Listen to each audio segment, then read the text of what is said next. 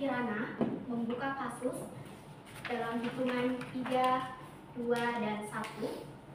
Mosi Dewan ini akan mewajibkan seluruh institusi pendidikan tinggi untuk memiliki kebijakan afirmasi berbasis kelas sosial, ekonomi, bukan ras atau gender. Mari lihat apa yang menjadi akar permasalahan mosi kita kali ini. Banyak negara menggunakan affirmative action untuk menguatkan institusi pendidikan tinggi. Sayangnya, fokus pada identitas dan gender seringkali tidak menangkap realitas paling mendesak seperti perbedaan status ekonomi. Mahasiswa dari keluarga miskin, terlepas dari ras atau gender, mereka menghadapi hambatan nyata seperti keterbatasan biaya, akses sekolah berkualitas rendah, tekanan ekonomi. Karena itu, kebijakan afirmasi berbasis kelas ekonomi itu jauh lebih adil dan lebih tepat sasaran dibandingkan mementingkan ras atau gender, karena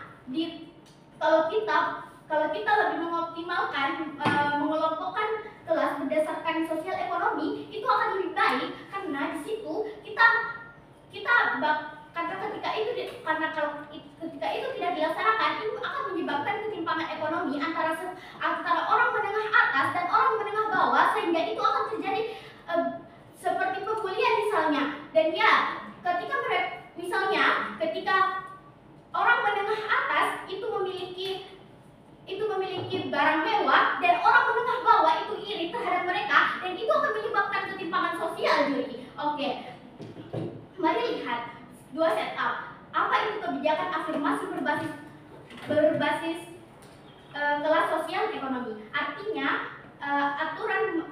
aturan penerimaan dan fasilitas khusus di perguruan tinggi yang mengutamakan calon mahasiswa yang berdasarkan sosial ekonominya, dan ya, di sini seperti mengelompokkan orang yang menengah atas bersama orang yang menengah atas, dan orang yang menengah bawah bersama orang menengah bawah. Dan apa yang dimaksud di menengah atas itu, yang orang tuanya memiliki gaji di atas UMR, sedangkan orang yang menengah bawah itu yang memiliki orang tuanya tidak sampai gaji UMR. 2.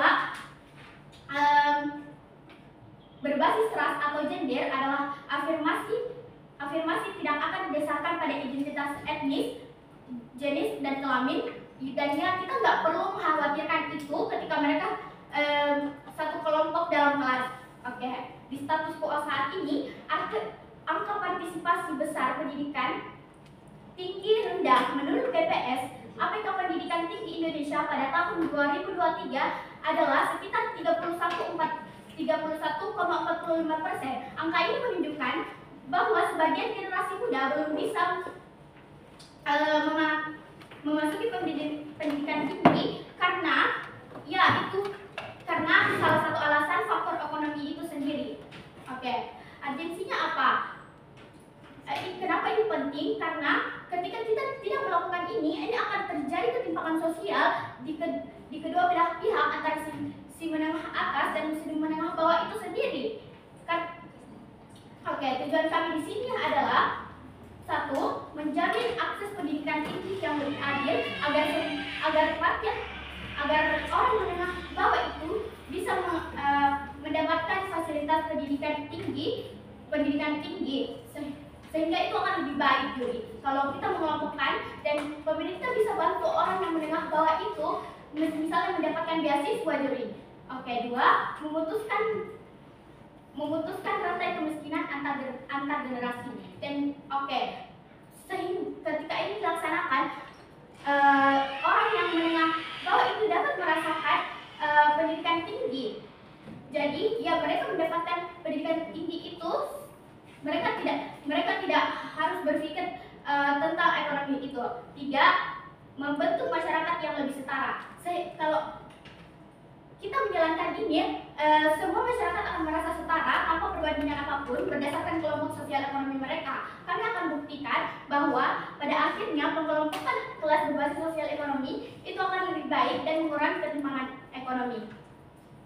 Oke, masukin argumentasi saya, yaitu pendidikan tinggi semakin elitis tanpa afirmasi ekonomi. Mahasiswa dari keluarga miskin memiliki peluang jauh lebih kecil untuk masuk perguruan tinggi perguruan tinggi ternama bukan karena kurang cerdas, melainkan karena hambatan biaya dan kualitas pendidikan dasar yang tidak setara. Jika konteks ini diberikan, perguruan tinggi hanya akan diisi oleh orang yang menengah atas, tetapi dengan afirmasi berbasis ekonomi berupa kuota subsidi dan dukungan akademik mahasiswa miskin dapat memiliki kesempatan yang sama untuk bersaing. Impactnya adalah terciptanya mobilitas sosial yang nyata serta terputusnya rantai kemiskinan antar generasi. Oke? Dan ya, ketika mereka hadir dan bilang itu mereka penting antara mengelompokkan ras dan gender. Juri, perlu kita ketahui Indonesia memiliki banyak budaya sehingga ketika mereka mau memisahkan antara ras dan budaya itu tidak akan baik, karena di sisi kami Indonesia itu beragam budaya sehingga jadi wajar kalau mereka memiliki perbedaan ciri fisik kita sendiri. Dan ya, kami memiliki beban untuk mereka harus menjawab beban bagaimana pada akhirnya ras dan gender itu lebih baik dan relevan tanpa mengkhawatirkan kesenjangan sosial ekonomi. Dan ya, kami berdiri untuk mendukung mosi kita kali ini karena kami percaya dengan memprioritaskan pengelompokan kelas berbasis ekonomi itu akan lebih baik untuk mengurangi ketimpangan antara si orang menengah atas dan orang menengah bawah. Untuk semua alasan, bangga membuka kasus. Terima kasih.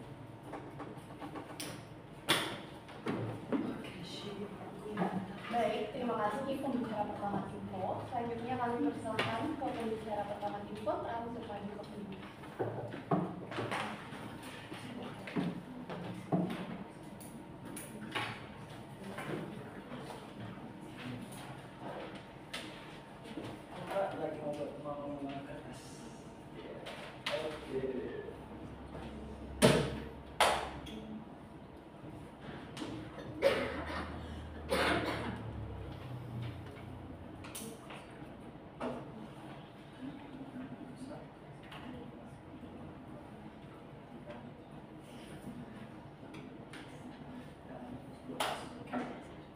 Assalamualaikum warahmatullahi wabarakatuh. Shalom, Om Swastiastu, Nama Budaya, Salam Kebajikan. Saya dengan pembicara pertama dari tim kontra atas nama Lanfang dan ingin memaparkan materi ini, yaitu Dewan ini akan mewajibkan institusi pendidikan tinggi untuk memiliki kebijakan afirmasi berbasis sosial ekonomi, bukan ras dan gender. Dan yang saya ingin garis bawahi, seperti yang Tim Pro bilang, bahwa Tim Pro itu adalah salah karena Tim Pro membawa budaya, sedangkan bias budaya tidak ada dalam mosi ini. Mosi ini cuma membahas ras, gender, dan kebijakan afirmasi. Oke, kita mulai dari kebijakan. Tidak bisa dipandang dari satu jendela saja. Jika pemerintah ingin melihat pendidikan hanya lewat kacamata ekonomi, maka mereka sedang menutup mata dari bentuk ketidakadilan yang nyata. Diskriminasi berbasis luas dan gender, karena itu kami menolak mosi ini. Definisi, kami ingin menjelaskan ulang apa itu afirmasi. Institusi pendidikan tinggi, universitas, politeknik, sekolah tinggi, akademi, sama seperti pihak pemerintah, dia bekerja sama dengan pihak pemerintah. Apa itu kebijakan afirmasi? Kebijakan khusus untuk memperbaiki ketidakadilan struktural agar kelompok terpinggirkan punya akses pendidikan yang adil, berbasis kelas sosial ekonomi, orientasi hanya untuk miskin. Masalah ini, mosi ini menghapus afirmasi berbasis ras dan gender, padahal itu tetap nyata bahkan di luar soal kemiskinan. Dan yang saya ingin garis bawahi, Tim Pro tidak melakukan pembatasan atau framing. Pertama yaitu adalah keadilan harus komprehensif, maka saya akan membuat framing melawan hambatan ekonomi dan diskriminasi identitas. Yang kedua, memahami afirmasi hanya pada ekonomi, kebijakan tidak adil karena menutup mata dan diskriminasi sistematik terhadap perempuan dan kelompok mayoritas. Oke, kita masuk dalam argumen saya yang pertama, yaitu diskriminasi identitas tetap nyata meski kaya. Perempuan dari keluarga kaya masih menghadapi bias gender. Contoh, dia dianggap kurang pantas di bidang STEM atau di bidang akademik, di bidang saintis, dan lain-lain. Dan dia juga kurang pantas dalam posisi kepemimpinan. Mahasiswa dari etnis lain bisa tetap dipinggirkan meski punya uang. Jadi misalnya ini dia dipinggirkan. Impact-nya kalau afirmasi hanya ekonomi kelompok ini tetap tersisa. Nah, argumen saya yang kedua ialah representasi penting untuk keadilan sosial. Kehadiran mahasiswa dari kelompok minoritas ras dan gender terlalu memprioritaskan representasi generasi muda.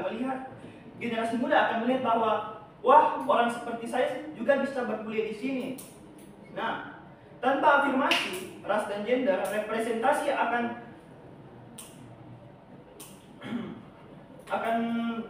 terbuang, memperkuat stereotip bahwa kampus hanya untuk kelompok dominan. Impact atau dampak yang bisa didapat ialah masyarakat jadi kurang inklusif, didiskriminasi berlanjut. Argumen saya yang ketiga ialah afirmasi ekonomi saja, kebijakan sempit dan tidak efektif. Kemiskinan bukan satu-satunya penghalang. Ada sesuatu yang menarik. Orang bisa miskin dan perempuan dari etnis lain minoritas. Hambatannya itu bisa berlapis-lapis. Dampaknya kebijakan tidak menjawab masalah kompleks, tidak adil dan tidak efektif. Dewan Juri yang terhormat, pemerintah ingin membuat afirmasi seolah adil, tapi justru menyempitkan keadilan. Diskriminasi berbasis ras dan gender tidak hilang hanya karena seseorang punya uang. Pendidikan tinggi harus melawan semua bentuk ketidakadilan. Hukum hanya kemiskinan. Karena itu kami dengan tegas menolak mosi ini. Sekian dari pembicara 1. Wassalamualaikum warahmatullahi wabarakatuh. Terima kasih kepada pembicara pertama dan kedua. Selanjutnya kami silakan kepada pembicara kedua Info untuk maju ke podium.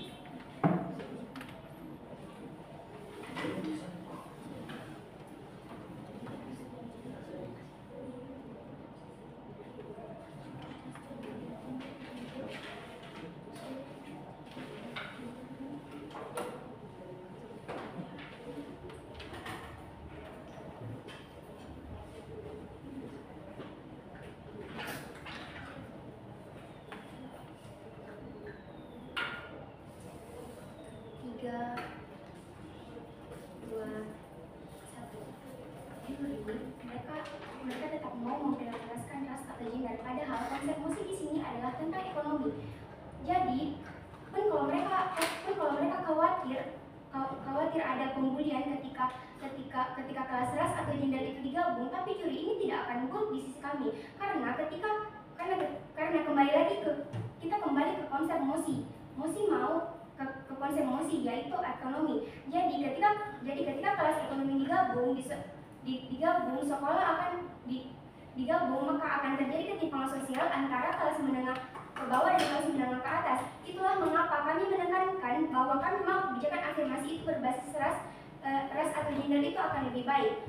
Juri, kami rasa tidak ada permasalahan antara ras atau gender, karena ras itu seperti warna kulit dan warna kulit seperti warna hitam dan warna putih, dan gender itu adalah laki-laki dan perempuan.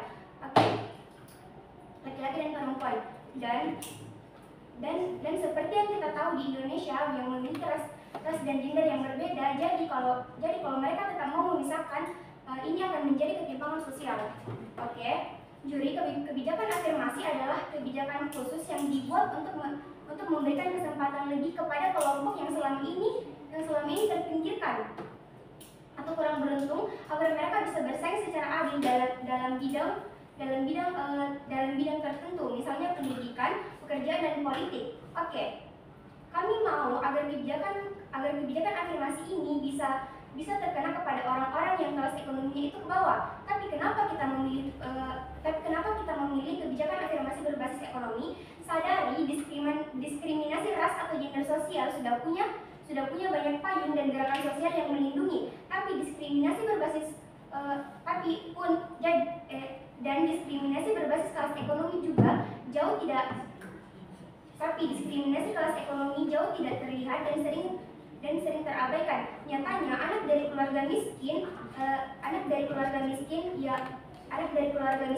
baik laki-laki atau perempuan jauh lebih sulit masuk perguruan tinggi, padahal mereka itu pintar juri. Jadi masalah utama di sini bukan pada ras atau gender mereka, tapi ini ketidaksetaraan akses karena kemiskinan bukan sekedar identitas. Oke, beban yang akan kami buktikan di sini adalah satu, ketidaksetaraan ekonomi adalah penghalang besar dalam akses pendidikan tinggi. Dalam akses pendidikan tinggi di negara berkembang. Dua, afirmasi berbasis ekonomi lebih tepat sasaran dan adil karena mendorong semua kalangan miskin tanpa memandang ras atau gender mereka.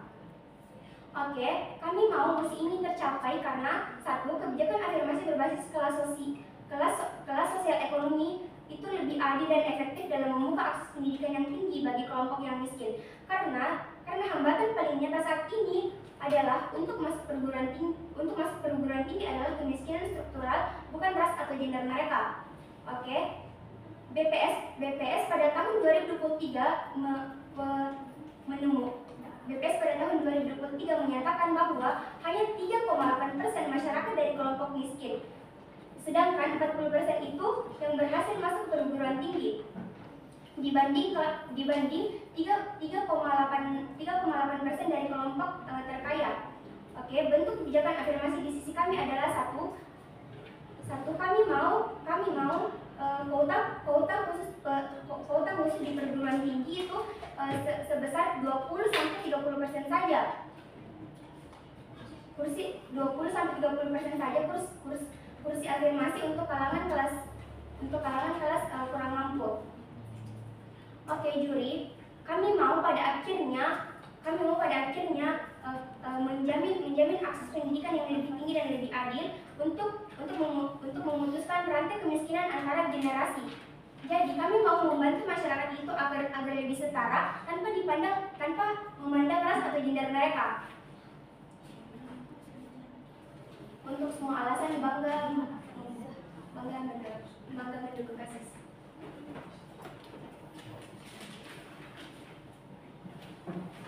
Terima kasih kepada pembicara kedua tim Pro. Selanjutnya kami persilakan kepada pembicara kedua tim kontra untuk maju ke podium.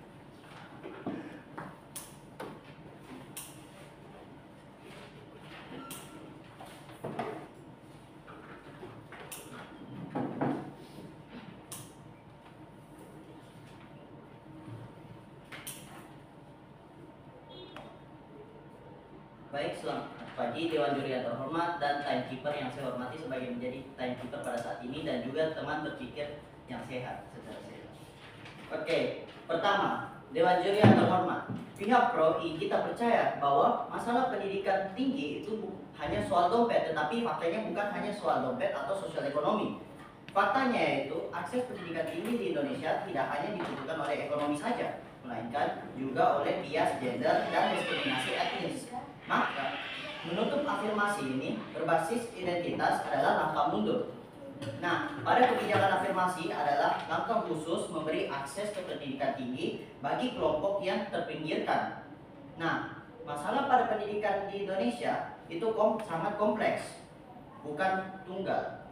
Nah, ada masalah ekonomi, iya, tapi ada juga pada hambatan sosialnya, yaitu seperti sosial budaya, sosial pada gendernya, dan juga pada diskriminasinya, dan juga ada pada diskriminasi etnis. Maka solusi pada ini tidak bisa disederhanakan begitu saja dengan afirmasi ekonomi.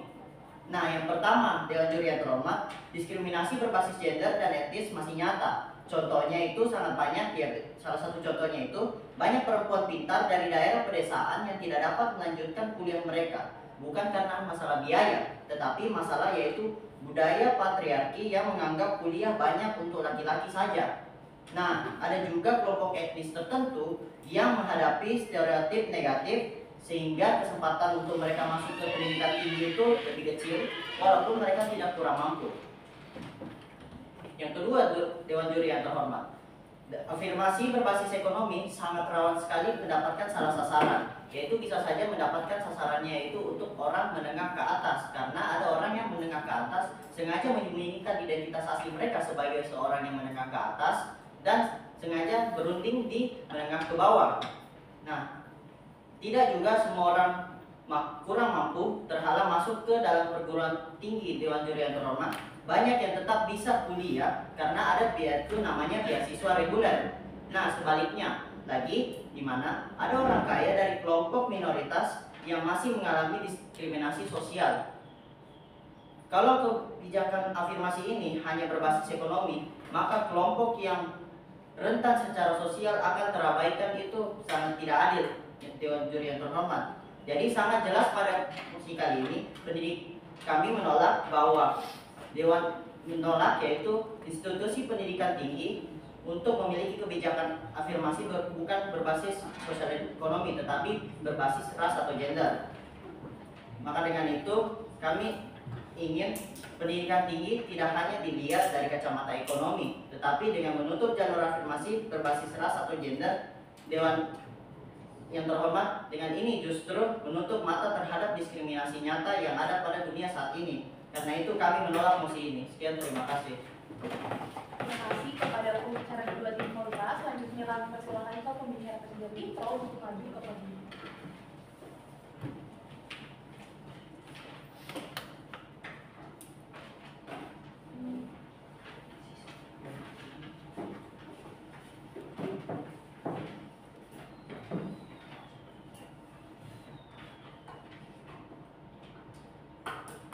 Melanjutkan kasus dalam hitungan 3, 2, dan 1. Dewan Juri yang terhormat, di sini saya akan mengelaborasi apa yang telah dikatakan oleh P1 dan P2 saya, serta saya akan membidas apa yang telah mereka katakan. Baik, mereka bilang diskriminasi gender dan ras. Juri, kami rasa sekarang sudah bukan zaman dulu yang dimana banyak narasi kalau perempuan tidak pantas melanjutkan kuliah atau melanjutkan pendidikan mereka. Jadi pada akhirnya apa yang kalian khawatirkan itu tidak akan terjadi pada status quo-nya. Yang kedua, mereka bilang orang menengah ke atas itu seringkali menyalahkan atau menyembunyikan identitasnya. Pada akhirnya pemerintah akan mengecek atau mendata atau melihat secara langsung apa yang terjadi mengenai ekonomi mahasiswa itu sendiri. Baik, Dewan Juri yang terhormat, mari kita hadapi fakta akses pendidikan tinggi di Indonesia maupun di banyak negara lain masih sangat dipengaruhi oleh kondisi ekonomi. Anak-anak dari keluarga kaya memiliki peluang sejauh lebih besar untuk masuk universitas, mendapatkan bimbingan tambahan atau melanjutkan studi tanpa beban biaya.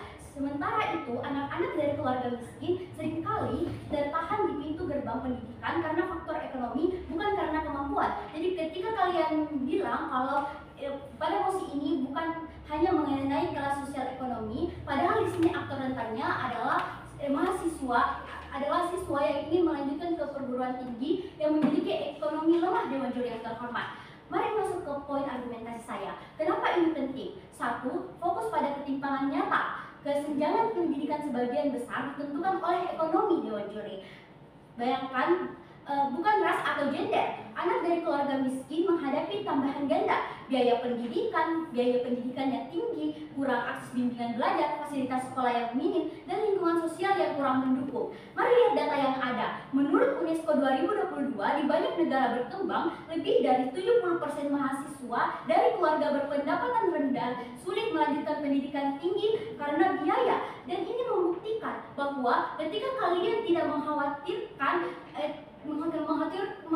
mahasiswa yang memiliki ekonomi rendah ini, artinya kalian tidak menjawab permasalahan musim ini. Di Indonesia, Lembaga Pengelola Dana Pendidikan atau LPDP mencatat bahwa biaya hidup dan kuliah menjadi hambatan besar bagi calon mahasiswa dari keluarga ekonomi lemah. Jadi ketika kalian mengkhawatirkan ras atau gender ini, kami rasa tidak perlu dikhawatirkan, Juri. Karena apa? Ras atau gender ini hanya membedakan warna kulit mahasiswa, hanya membedakan fisik mahasiswa itu sendiri atau perempuan atau laki-lakinya. Pada akhirnya ketika memang mahasiswa itu ingin sekolah, ingin melanjutkan pendidikannya, pada akhirnya siswa itu tidak akan berpikir atau tidak memikirkan apa yang dikatakan oleh orang lain, bahwasanya misal di saat ini ada narasi bahwa anak laki-laki itu adalah anak teknik, sehingga perempuan itu tidak pantas masuk teknik. Kami rasa hal itu yang harus diperbaiki, yang dimana narasi itu harus diubah, dan hal itu tidak perlu dipikirkan hal itu tidak perlu dipikirkan oleh mahasiswa perempuan itu sendiri, karena ketika kamu emang mau masuk ke jurusan itu, artinya kamu harus berjuang dan tidak perlu memikirkan kata orang. Dua, apa? Efisiensi penggunaan sumber daya. Juri, beasiswa, subsidi biaya kuliah, dan program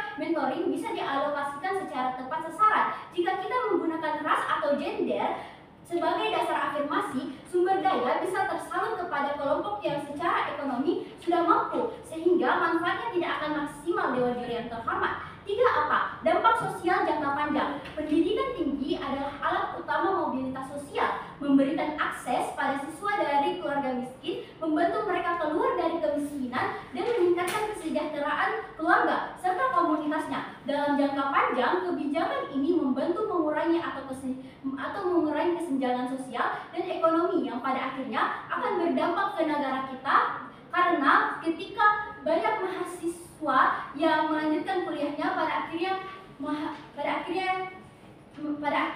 negara akan terbantu karena hal tersebut. Dewan Juri yang terhormat. Jadi ketika kalian ingin memiliki afirmasi berbasis ras atau gender, pada akhirnya itu tidak akan seefektif itu di sisi kalian. Oleh karena itu semua bangga berada di tim kontra. Terima kasih kepada pembicara ketiga tim pro. Selanjutnya kami persilakan kepada pembicara ketiga tim kontra untuk maju ke podium.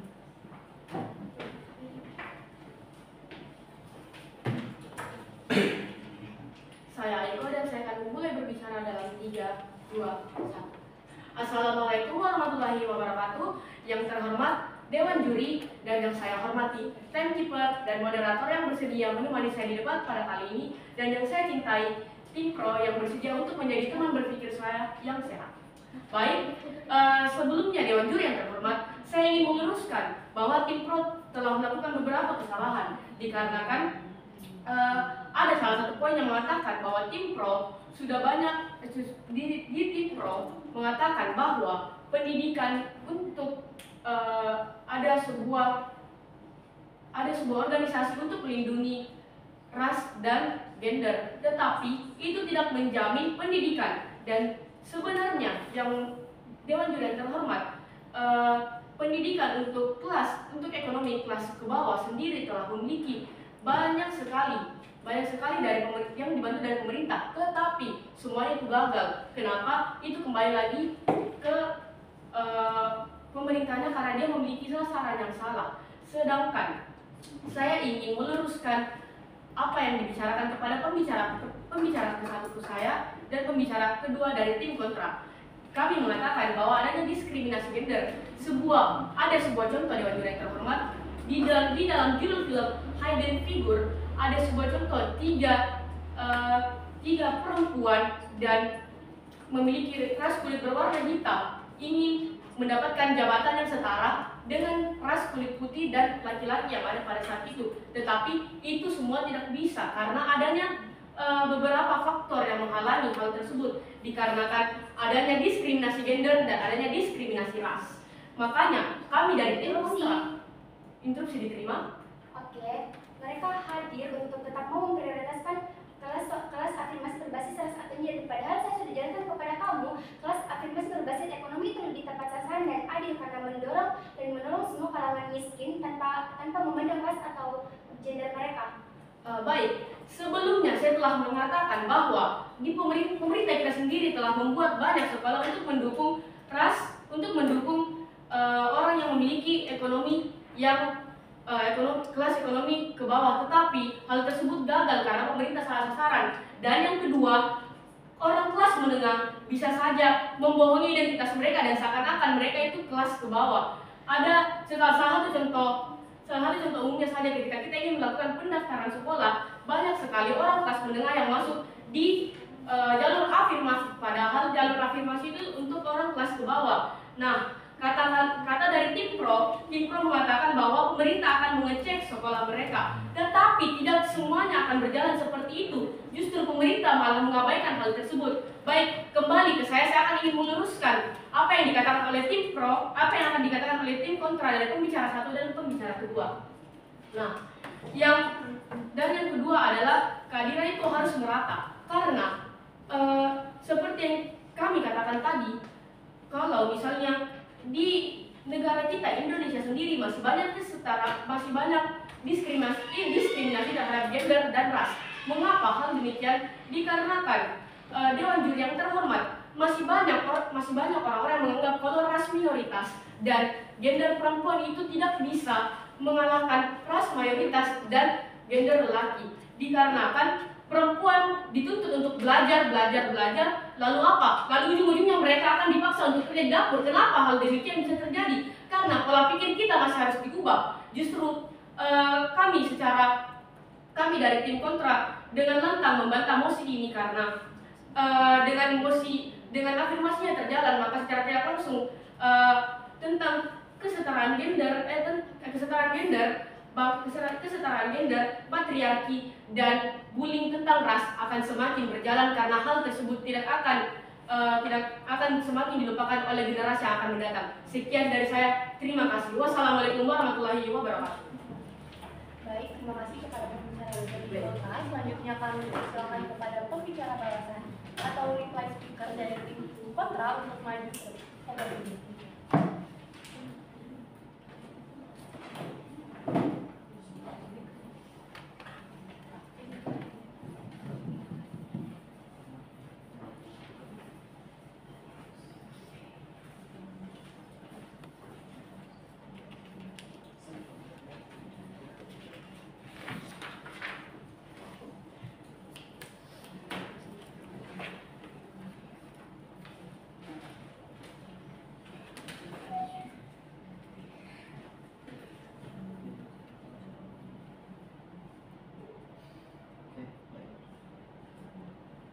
Baik, Dewan Juri yang terhormat, perkenalkan saya dari tim pembicara ulang dari tim kontra. Yang pertama, Dewan Juri yang terhormat, yang telah dijelaskan oleh P1 dan P2 saya, yaitu tentang diskriminasi identitas tetap nyata meskipun mereka kaya, yaitu dimana misalnya yaitu orang kaya tetap sudah dijelaskan, yaitu orang yang menengah ke atas tetap melibatkan diri mereka dalam hal afirmasi sosial ekonomi ini, yang dimana mereka tetap turun untuk supaya mendapatkan hal yang seharusnya didapatkan oleh menengah ke bawah. Nah, lanjut lagi, yang dimana ada juga yaitu poin tentang representasi penting untuk keadilan sosial. Nah, yang dimana itu mereka sebenarnya itu tentang yang dijelaskan sudah tadi oleh pembicara P1 saya, bahwa representasi ini sangat penting untuk keadilan sosial supaya tidak ada lagi yang ngatur bullying tentang ras ataupun etnis. Yang ketiga, afirmasi ekonomi itu kebijakannya sangat sempit dan sangat tidak efektif, yang sudah dijelaskan sebelumnya bahwa bisa jadi salah sasaran. Lanjut, yang dimana itu ada keadilan, yaitu keadilan. Nah, dalam keadilan ini yang dimana kita inginkan supaya orang yang betul-betul berprestasi dan ingin masuk sekolah tetapi tidak memiliki sosial ekonomi, tetapi mereka telah direndah-rendahkan, maka mereka harus pemerintah itu sendiri harus menyatakan bahwa afirmasi ini dalam sosial ekonomi itu sangat tidak efektif. Tetapi apabila kita melakukan kesetaraan pada gender atau melalui ras atau gender,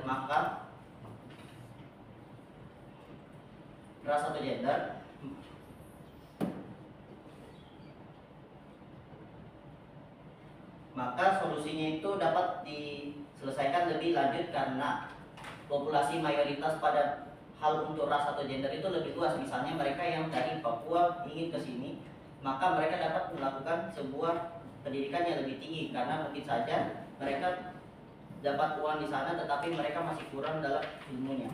Baik, sekian dari Reply Speaker. Terima kasih.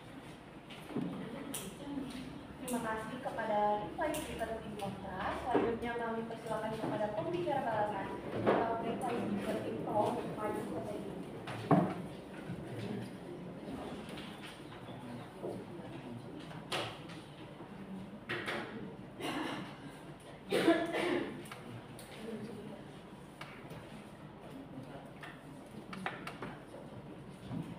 Pidato kemenangan dimulai dalam 3, 2, dan 1. Bingung kemana arah mereka ketika P2 mereka hadir dan bilang sudah banyak bantuan beasiswa sehingga ini tidak perlu dipikirkan oleh kalangan bawah. Dan ketika mereka hadir, mereka bilang pemerintah sudah memberi banyak bantuan, tapi pada akhirnya gagal. Jadi bingung kemana arah mereka. Oke, mereka mau memprioritaskan ras dan gender agar tidak terjadi diskriminasi.